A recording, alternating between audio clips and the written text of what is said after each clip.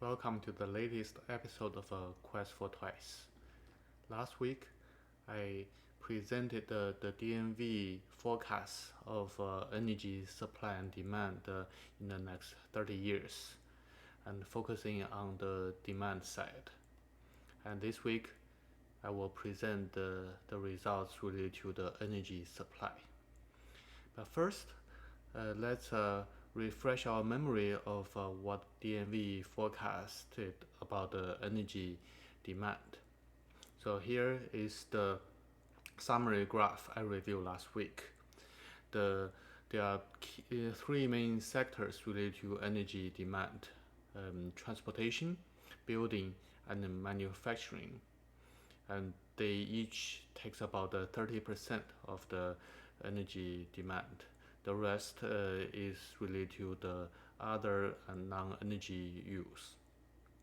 So basically, despite the population growth and the GDP growth in the next 30 years, DNV believes that the energy demand will peak in a little after 2030, then decline from there. And that's primarily driven by the efficiency gain of energy use as well as the COVID impact on the GDP reduction. And the efficiency gain is mostly driven by massive electrification. So next, let's look at the impact on the energy supply side. This graph has a lot of information, so let's slow down and digest it. First, let's look at the legend. And the different color blocks corresponds to different energy supply source. Let's start from the bottom. Black, that is coal. Red is oil. And gray is natural gas. Then let's skip over to the top of the legend. And the kind of a orange yellow is solar, and the light blue is wind. Okay, then let's look at the horizontal axis. So they are grouped by each 5-year period from 2018 to 2048. So in the way the information is presented on the left is a net change of energy supply from the different sources. And so let's make it simple first. Look at the little white circles corresponding to each 5-year period. So what we can see is that the little circles are changing from increase to gradually to decrease. So the way to read it is, for example, let's look at the first white circle. That's in the period of 2018 to 2022. And the white circle is about 30 EJ per year. So that means in this 5-year period, the net energy supply is 30 EJ per year more than the previous 5-year period. Then let's look at the next period, 2023 to 2027. The white circle is at 25. That means in this period, the net energy supply is 25 EJ per year more than the previous 5-year period, so on and so forth. So basically, when the white circle hit zero, that means the energy supply has peaked in a time frame. So that's happening between 2030 and 2035. Then the energy supply will steady decline from there. Next, look at the energy supply from coal, the black blocks. So what we see here is for each 5-year period, the coal energy supply is less than the previous 5-year period, so which we observed in the last decade or so, that steady coal consumption, at least in the U.S., due to the a lot more competitiveness from natural gas to displace coal as the power generation energy supply. So the DNV forecast that the decline will accelerate, and partly due to the economics, partly due to the very intensive emission of CO2 by burning coal. Then for oil, basically in the period of 2023 to 2027, there is a very slight reduction of oil production comparing to the 5 year ago. Then so that's basically a is a plateau in the practical sense. Then from there, it will start like a fast decline from there. Then look at the gray blocks. That's a natural gas. So the rate of increase, i.e. the height of each gray block is reducing in the next 10 to 15 years. However, because we are talking about the net change from 5 year period comparing to the previous 5 year period. So the overall picture is that the natural gas production will still be growing in the next 15 years. It's just the curve will gradually bend and peak around 2035 to 2040, then maybe slight decline in the period of 2043 to 2048.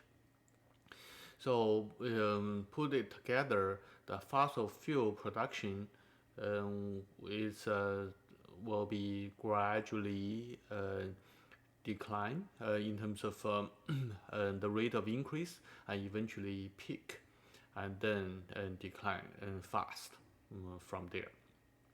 So what's happening is the wind power generation and solar power generation will step in and fill a lot of the gap, so that despite the energy total production will increase in the next 10-15 years, and the fossil fuel is declining, but the renewable source from solar and wind will step in and take larger and larger share of the total energy production. And that increase will not really peak and decline. Instead, it will keep going to the end of the forecast period to 2048. So that's the forecast by DNV GL.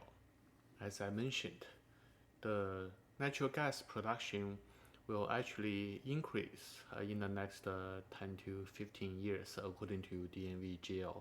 And here is a closer look of the different natural gas production by region.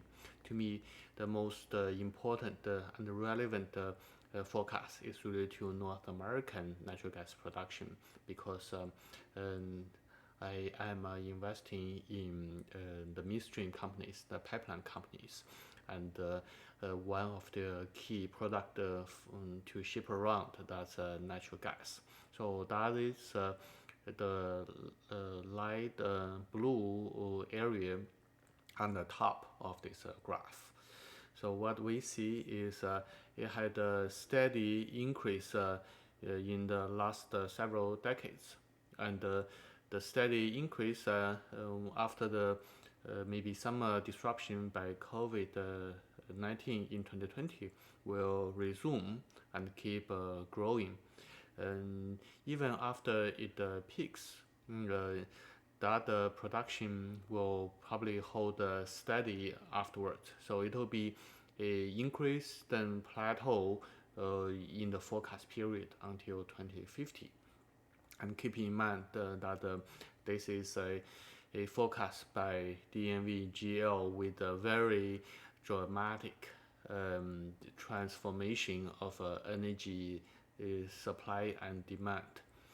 And even in, I would say it's It's probably optimistic for reasons I will discuss next. But even with this fairly optimistic view, the production of natural gas is still uh, in that picture is still being forecasted by DNVGL. So as a result, that gives me quite a bit of confidence to invest in midstream companies that has a lot of natural gas as their business. For example, Kinder Morgan. Next, let's look at the electricity generation. The proper word to describe that is massive, as shown on this graph. It has been growing significantly, more than doubled, probably tripled from 1980 to 2020. Then that trend is forecast to continue and even accelerate. What's interesting is to look at the different sources of electricity that's produced from. At the bottom, that's a black area is a coal, and we experienced a slight decline before 2020. The gray area is natural gas. It has been growing and is forecast to hold steady in the next 10-15 years. What's really interesting is the yellow and the blue region. That's the solar and wind power generation. So currently, combined, those two generate very little electricity worldwide. But the forecast is that it's going to grow significantly. Actually, if we look at the other power generation source, we haven't seen the rapid growth like that in the last 40 years. So the growth of solar and the wind electricity generation would be unprecedented. Why DNV forecasts this massive growth of electricity generation? That's because of DNV believes that electrification means efficiency, and that's how the forecast will have the total energy consumption to peak. That's because of massive efficiency gain from electrification. And that growth in the electricity is driven by wind and solar generation. So there are key three drivers to this transition to adoption of massive electrification. The first one I would say is a behavior change. For example, massive adoption of electric vehicles and recycling. Another one is a massive investment by both public investment as well as private investment. The third one is a technology innovation. For example, battery technology. The battery cost has declined significantly in the last 10 years, and the decline is forecast to continue.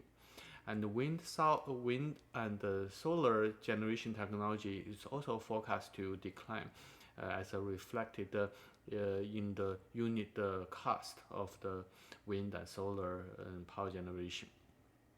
Another example is a heat pump.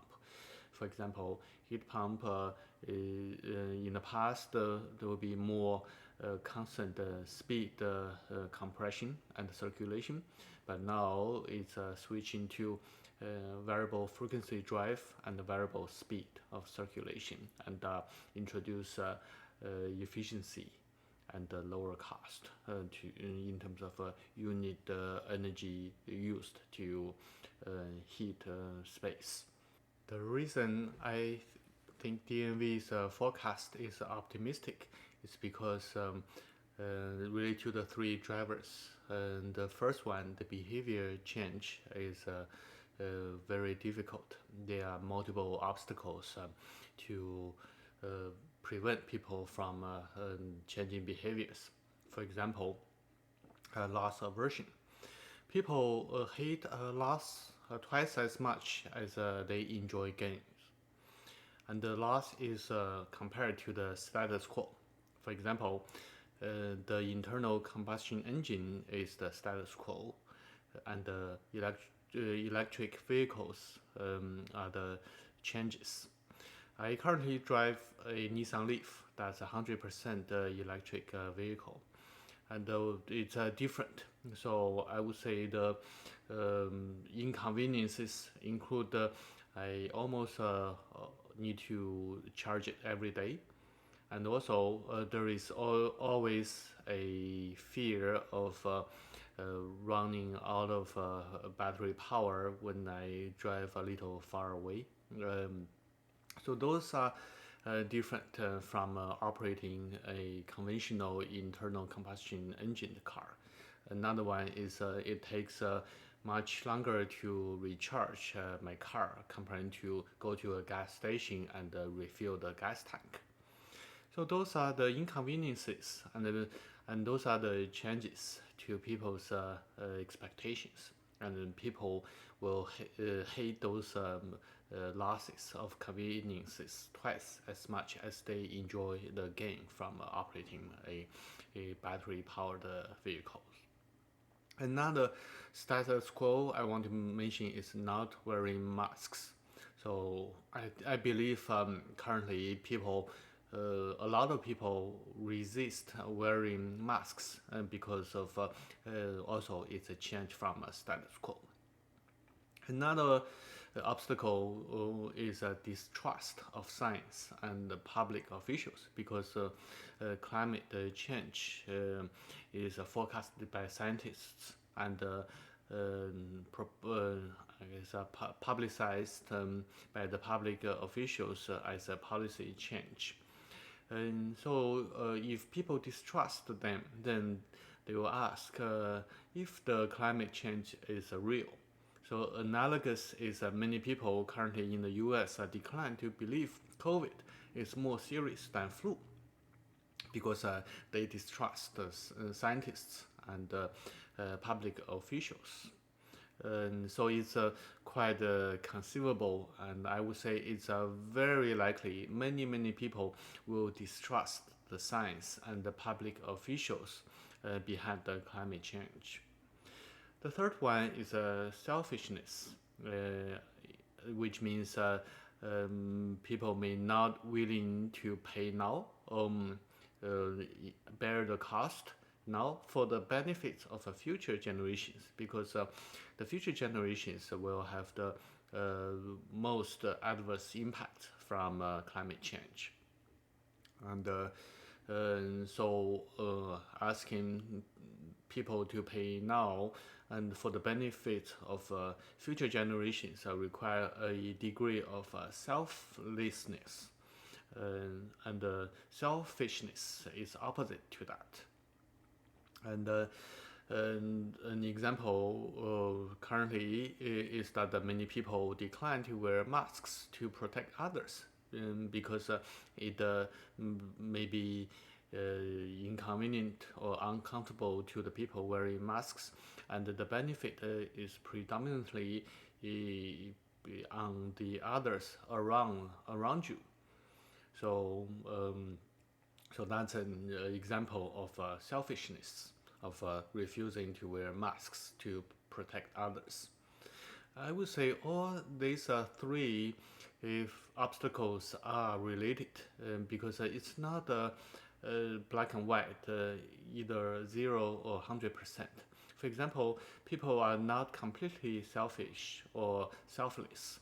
It's a sliding scale, but that will impact by their trust or distrust of the science and the public officials.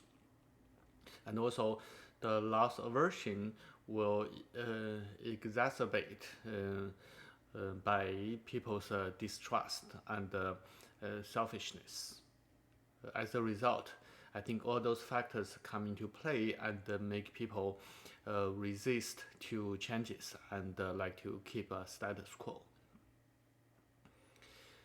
As a result, I think the DNV GL's forecast is optimistic.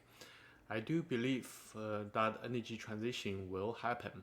I just think DNV's forecast is probably optimistic. Nevertheless, um, despite my belief that they are optimistic, I can still use their forecast of growth of gas production because even in their view, the gas production will grow. So if I invest in natural gas transmission companies, then their business is secure, even in the pessimistic case to a natural gas transmission company. So that's all for today. Until next time, happy investing.